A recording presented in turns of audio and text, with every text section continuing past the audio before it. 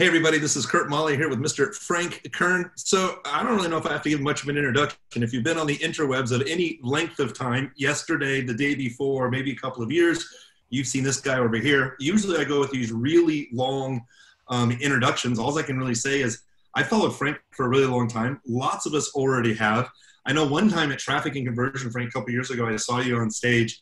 And I had met you a couple of other times, like in the back rooms with Ryan and Perry or whatever. But I saw you on stage and I looked at my brother and I'm like, I don't even know really what he said. But one of the things that he said is, I don't really know, but if I could just give him money. For some reason, I just feel like every time that Frank talks, I just want to give him money. Not like even at an offer. It's like, you said you wanted to hang out somewhere? Yeah, can I just give you money? I don't know why. It just feels good to give you money. So that's great. I made people feel like that, but I need to find that presentation and just say that. Like whatever that was, that was it. You have revolutionized this industry. There have been people, I talked to Eric Louvier just earlier and some others who are like, oh my goodness, it was mass control that I was at. I was at this one event. It was I aspired to be. So I got a bunch of questions to geek out with you, sir. There are 3 different types of people here. But first of all, I just wanted to say thank you for taking the time. This is going to be amazing. Thank you, sir. I'm stoked, dude. And, man, the belt method, unbelievable. Ridiculous. So great. Mr. Mike Dillard connected us together, and he's like, hey, Uncle Frank would like access to the belt. And I'm like, Uncle, oh, okay, sure. And then you dove in, and I'm really kind of curious, like, you've been playing with it, and I always love to ask you, so I might as well ask you now, what have you kind of found when you're playing with it? In a very non-awkward way. It is, that really did come out great. Well, ultimately, there's so many ways we could go with that. I would take the self-deprecating route because anything else would be untrue. But in terms of the belt method, which could also be taken woefully out of context, I think it's been a fantastic freaking course. That whole, I would say we've reduced spend by like 80% using it. And like to get an answer in terms of testing and stuff is so fast right now. That whole, I've come up with new terms for some of the stuff that you taught, like that concept of taking an audience and running it on a little tiny budget. I'm calling that the miser method in my head, because I used to never do that. I'd be like, screw it, dude, let's hammer that thing and then see what happens. And it's like, or you could just not. Spend like 90% less money and still have the same results, which is great. And I think that it's a perfect, conduit with what I've always done, which is the intent-based branding stuff. But when you take your media buying strategy, proper word, and then combine it with the content stuff that I like to do, the results have been just phenomenal. So thank you for putting that training out there. I appreciate that. I wasn't expecting that right away, so thank you very much. That's a great way to start an interview. Thank you, sir. Yeah. So, well, dude, it's just so good. I'm like, man, this is so cool. I appreciate that. So I'm really curious. There's 3 different types of people that are listening to us. There is, people just starting out, where there's a lot of new people signing up saying they just want to binge watch, almost kind of like Netflix, kind of maybe find that inspiration of, oh, I didn't even know that existed, or that idea. And then, of course, we have the intermediate, trying to tell people, hey, if you want to get access to all these recordings, you got to upgrade to the belt. Definitely do that. And then you get access to all these recordings. Or some expert people who are like, I think Frank just said something really smart, and I really want to dive into that. So I want to start with the beginners first. So we don't know what the economy is going to be like. I want to run this video for all of 2020. Economy's a little crazy, but there's also opportunity. You've been doing this a very, very long time during different economic times.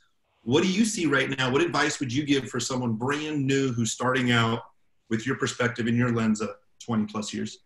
Oh, man, I love it that you started out by mentioning the economy. There is no such thing, dude. I mean, anytime someone goes, the economy, I'm like, okay, great. My dad's a TV repairman. He's got an excellent set of tools. We can fix it, which, of course, is a Jeff Spicoli quote from Fast Times at Ridgemont High. And they're like, what are you talking about? I'm like, well, let's drive down there and fix it. And they're like, you can't. I'm like, well, why not? It's because there isn't one. So my first very strongly held opinion on this matter is that the economy just means spending habits of humans on the planet. That's all it means. So it doesn't matter what happens, unless literally everybody dies from the flu or something, then it's irrelevant. But all that is going to happen is Group A is going to have a bunch of money now instead of Group B. And it's like, okay, well, then let's sell stuff to group A and find out what they want, and then find out how to give it to them at a value proposition that exceeds their expectations and makes them very, very happy. And I've been at it 20 years. So, you know, you had the dot-com bubble. I think I caused that, by the way, because I bought stocks and then the next day the dot-com bubble happened. Did you at that time happen to make like, hey, I made some money at that time and I made a good investment, and then you saw it go away overnight, something like that? No, I bought stocks and immediately lost 90%. And I was like, huh. And so then, like, been through the hanging Chad election, you know, and so that. Oh, what did that do for the marketing world? I'm really kind of curious, because I remember watching it on TV, but I wasn't in the marketing world. What happened then? Like, I know the incident of what happened, but what was the repercussions in the marketing world from it? It was about a week where no one bought anything. That was bizarre. You know, like, well, no one bought anything from me, and this was so long ago that the marketing world didn't really exist. Like, there wasn't, you know, there were like a couple thousand people in the world that studied direct marketing, and most of them didn't know each other, and there was no way for them to communicate. But for me personally, it was a sketchy week. I was like, huh, sales are down. And then 9/11, and then the housing crash of 2008 also. I think that was me, because I bought stocks again. And then like the next day, Lehman Brothers collapses. I'm like, okay, I think this is my fault right now. I think I'm making this happen. And I'm starting to kind of bad about it. Is that right? It's like, I better cut it out. And so I'm not buying any more stocks. So probably the economy is going to be all right. But dude, it's like, everything's always fine if you just remember that there is no money fairy to come take all the money off the planet Earth. If you're in a business where you're marketing to people who no longer can buy things, pivot and start selling to people who can buy things. And that's as simple as it is, but that's really the truth of the matter. So I'm not really worried about it. People have called me agency owners and other people, and they're like, oh my goodness, what are you doing? I'm on a bunch of interviews talking to smart people, figuring out what they're doing. Can we talk about realigning our clients to kind of see what we can do? No, I'm riding my bike as fast as possible to keep running. Like, there's lots of stuff to do. Like, I'm not going to sit here and worry about it. This is great. Dude, I got this, there's a page up on my monitor here. So I'm going to pull it. I'm going to have it like below the camera so it doesn't look like I'm rudely not making eye contact. But there's this company that's like analyzed a whole bunch of data points. And this, as of March 26th, which is like, you know, week whatever of home confinement, they're doing they're managing $500 million in annual digital spend, this company. So they're taking all the stats from that. So it's a pretty significantly relevant. There's enough data to be statistically relevant, I guess is what I'm saying. And so all this is as of March 26th, all verticals, spend plus conversion rate. The conversion rate overall across all verticals is up. And so you start seeing it go up on March 17th, and it's just spiking. And then you're like, dang. And then all verticals, spend plus CPM. The company, again, is called mute6.com. All verticals, spend plus CPM. You see CPM, the cost to deliver your ads to 1,000 people, February 27th, average across the board, across all platforms, 1044. As of March 26th, which was the cutoff date for this round of data, $6. So like all these folks that are like, what should we do? It's like, you should like get down and thank the Lord that, number one, you're healthy, and number two, like, we sell things on the freaking internet, because the digital economy is amazing right now. And to get in front of people for whatever reason, I don't know, people aren't advertising, like, y'all definitely don't advertise. It's real bad. It's not going to work. You know, like, yeah, it's kind of like, you know.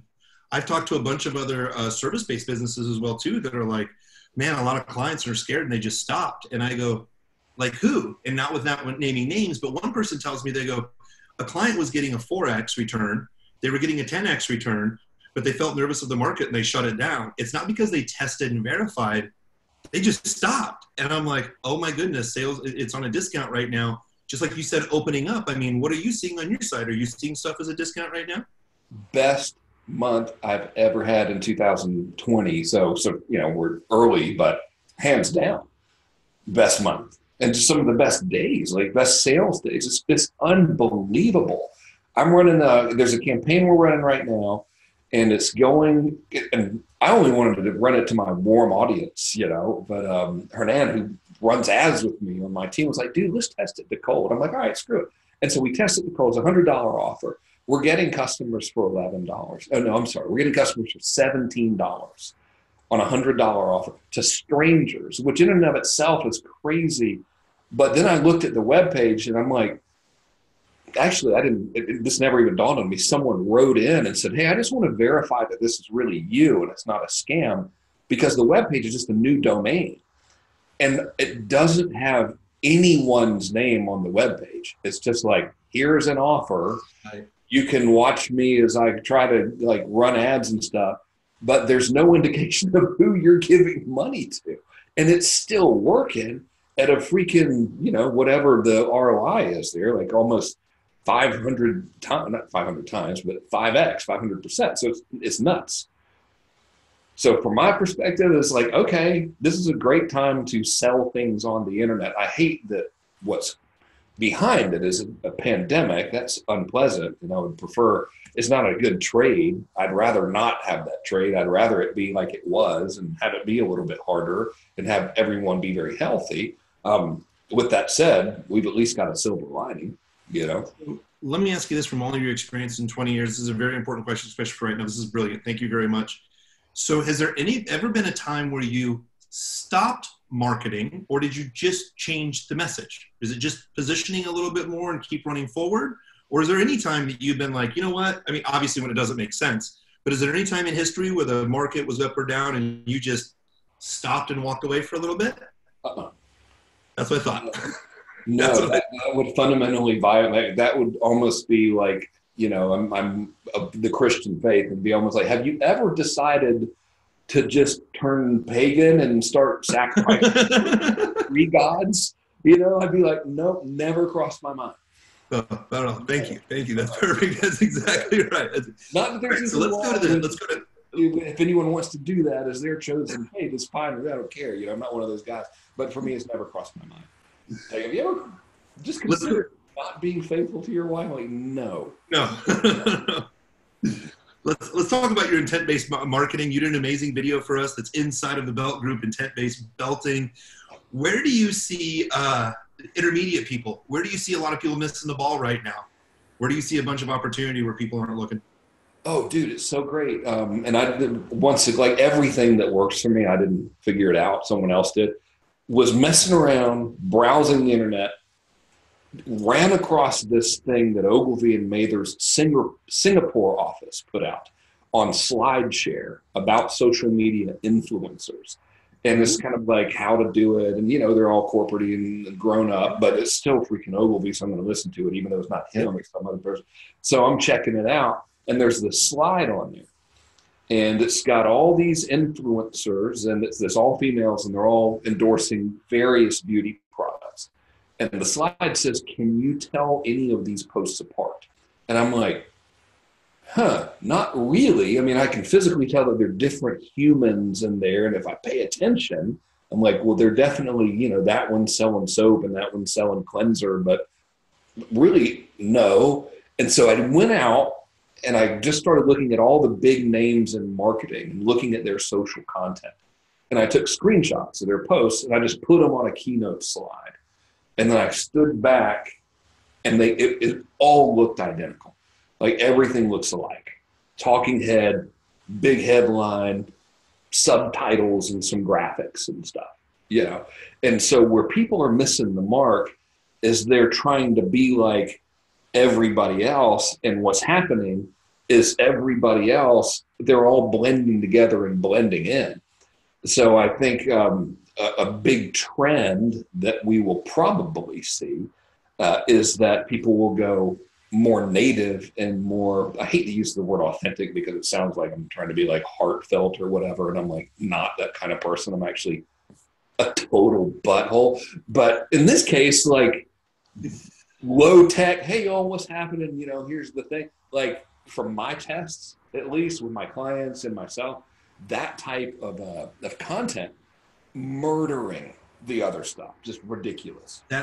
That's one of the main things I really wanted to talk to you about too, is I've talked to a lot of people who've been doing this 10 or 15 years. Just a couple have been doing it 20, which is, it used to be hundreds of thousands. I'm going to say this almost every time we have an interview. It used to be hundreds of thousands of clicks, tens of thousands of leads, or hundreds of thousands of leads. And now it's these micro conversations. I was talking to Dennis Yu in one of these conversations. He's doing 15-second videos to people in email or just directly through some of this chat. And it's a lot more about these micro conversations versus just this, well, massive outreach. Are you seeing the same thing these days?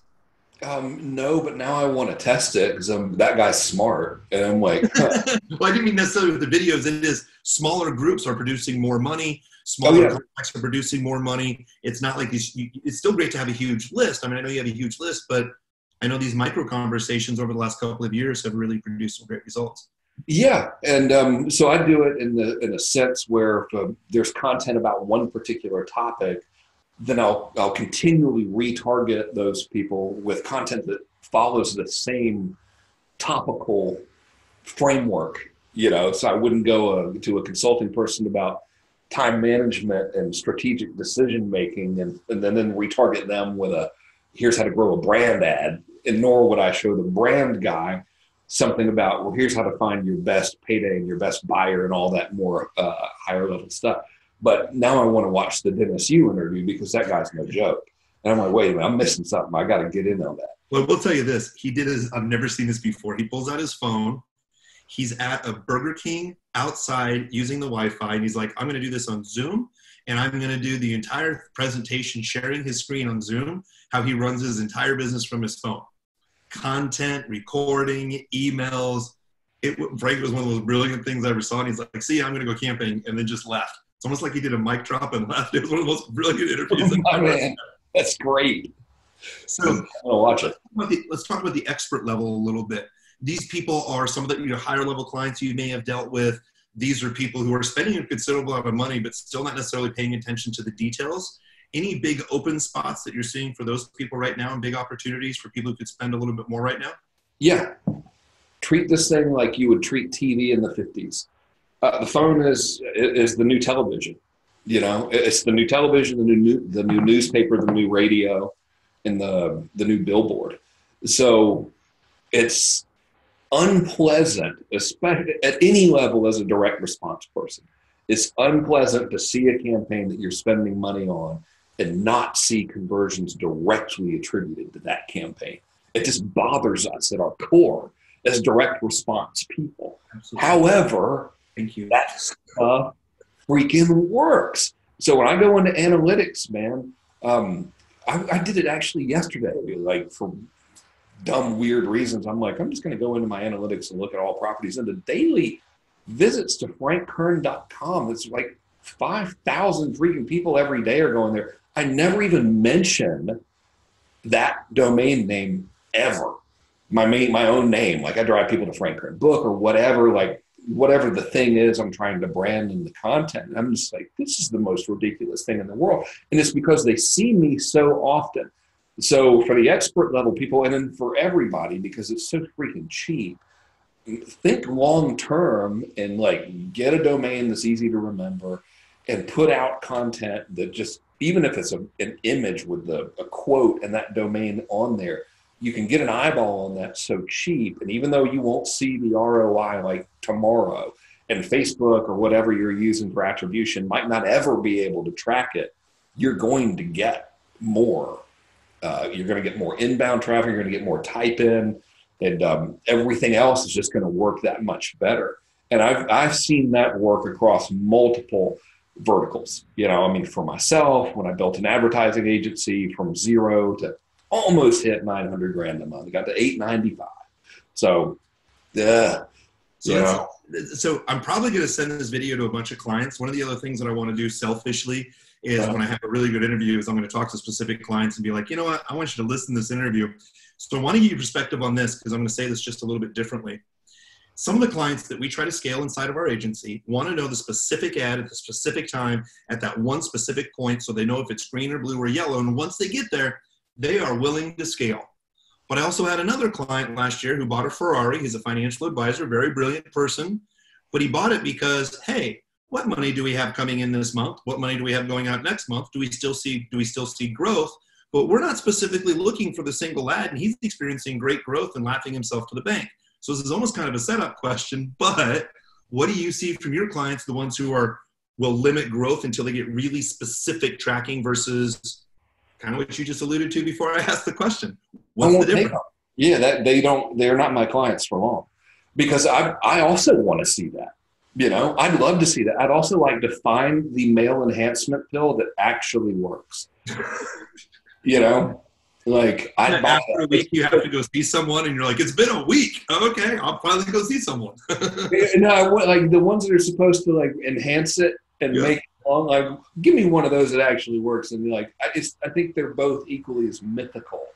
And surely, like, it's easy to forget the fact that we are in a very fluid and dynamic environment where, we've got the device, and we'll just say it's the phone, but whatever medium you want to show the stuff on. And so you got it, and then you're showing it to these users, and the users are it's always moving. It's never the exact same people at the exact same time, and it's never the exact same device, and it's never under the exact same circumstances. So to try to find the one magic ad, it's a number one, you're not going to. And number two, it's stupid, because you're going to burn the damn ad out. And so you're going to get ad fatigue. So it's like, if you hire an ad agency and you don't do ads for a living, listen to the agency and let them do their job. They're not like, they want you to make more money than you're paying them, so you'll keep paying them. And part of their ability to do that is to not have to answer dumb questions from you all the time. And, Yeah, I'm definitely saying this to clients. And soon to be no longer clients. And thank you, because it's a great perspective after 20 years. So one final question. Thank you very much for your time. This has been great. I'm really curious. Again, you've been doing this for a really long time. A lot of people look at you like the godfather of kind of this industry, and you really blazed the trail. So 2020, it's an interesting industry, kind of depending on where you're looking at it. What are you doing to focus, to sharpen your axe? What are you kind of looking to focus on as you're working this 2020? What's Frank Kern focused on? Oh, dude, it's building the invisible list and getting the message out to businesses that there's this thing called the internet, and people buy stuff on it. And not only do they buy stuff on it, but they're buying more stuff on it. And if we just look at, and this will be an interesting interview for me to watch 3 years from now. Obviously, people are spending more money on the internet now, because we're all stuck at home, And so the digital economy, which is only defined as people buying things on the internet, is like super strong right now, right? But I think that's going to have a lasting effect. Imagine the dude, and I was reading about this in the New York Times. There was a guy, and granted it's anecdotal, it's one guy, but there's a dude, 30-something-year-old guy, works at Lowe's, lived in Raleigh, North Carolina or something, and bought groceries on Amazon for the first time in his life, because he didn't want to go to the store, because he would instantly get the coronavirus and die. So he bought his groceries on Amazon. And then in the little clip, the guy's like, after this is all over, I think I'm going to keep on buying groceries off Amazon. That was great. And if you think about that one little snapshot, what we're having right now is a bunch of people who didn't normally do a certain thing becoming used to doing a certain thing, which is vastly more convenient to the thing they used to have to do. And I think they're going to keep on doing it, and that is conducting and transacting business online. So what am I focusing on in 2020 is getting more people that know me, like me, and trust me the only way you can do that is earn it by giving out good content and good advice, and then spreading that message, because I'm always going to be in advertising. I can't help it. Even if it was a crappy paying job, I'm a masochist, so I would still be doing it. So just helping people wrap their head around that and do a good job of it. Perfect. This is exactly what I was looking for. Mr. Frank Kern, thank you very much for your time, sir. I appreciate any time I can help out too. I love to geek out like we did right before the call as well too. Just kind of fine-tuning some stuff, looking at some stuff, showing you that you can run a bunch of ads to video games and not even realize it. That's a lot of fun as well too. So you actually take clients still? because I'm like, depends on who they are, but yes. If you do, like, if anyone want, y'all should hire Kurt. Like, you're insane not to. We'll take them begrudgingly. Like, someone has to really be cool, and then they have to listen to the whole speech from me that, like, this is going to be terrible.